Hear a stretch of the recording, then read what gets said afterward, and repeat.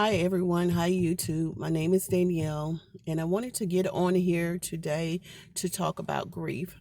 I just recently lost my aunt on 11/11/2020, and it was really hard for my family and I. And so I looked up um, like stages of grief.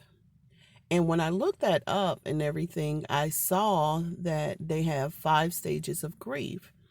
And grief could be, anything, not only a death, but it can be like a divorce, losing a friendship, losing a job, that could all apply to the 5 stages of grief.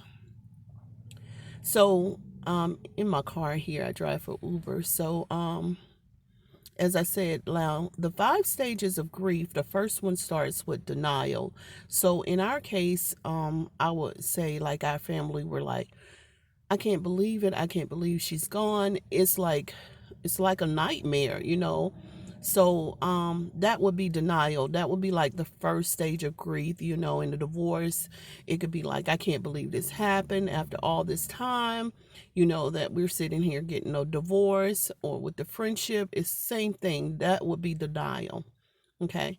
So now the second stage, okay, the second stage they say is anger. All right. So really, okay, YouTube, everybody, y'all want to know the stages of grief? How many stages it is of grief?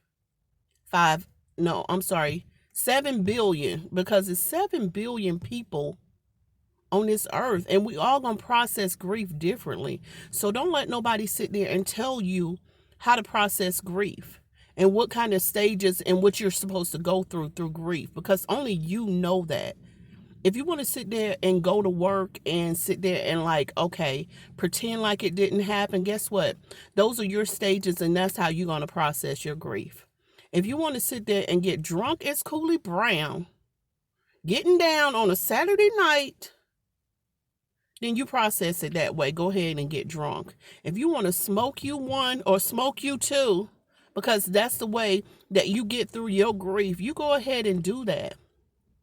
If you want to just go in your closet, your bedroom, and just sob and cry until your eyes all puffy like mine, well, some of this is puffy, some of this is old age. But if you want to do that, you go ahead and do it. Don't let nobody tell you, I can't believe you didn't come to the funeral. Or I can't believe you won't talk to me. Or I can't believe that you won't bump you. I want to say something else, but I am on YouTube.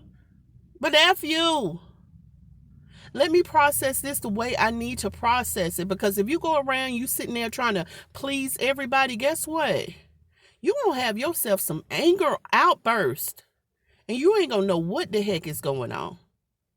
So you sit there and you process grief the way you need to process it. 7 billion people on this world. More and more and more. And every time I said more, there was somebody else born. So that way, you can process grief the way you know. You don't have to sit there and read a book or go online and sit there and find out.